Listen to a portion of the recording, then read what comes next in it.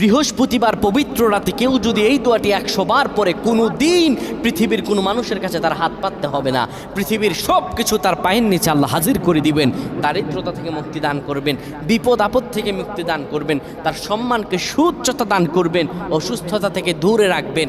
আল্লাহর অশেষ দয়া ও রহম তাকে দান করে দিবেন। সুবহানাল্লাহ। বৃহস্পতিবার রাত এটি গুরুত্বপূর্ণ রাত। এই রাত সপ্তাহে একদিন আসে। আরবিতে রাত আগে আসে, দিন পরে আসে। সুতরাং বৃহস্পতিবারের যে দিন গিয়ে রাত, এটি বৃহস্পতিবার রাত নয়, এটি শুক্রবারের রাত, এটি জুমাবারের রাত, এটি দোয়া কবুলের রাত, আল্লাহর কাছাকাছি হওয়ার রাত। সুবহানাল্লাহ। এই বৃহস্পতিবার রাত আল্লাহ তাআলা বান্দার দোয়া কবুল করেন।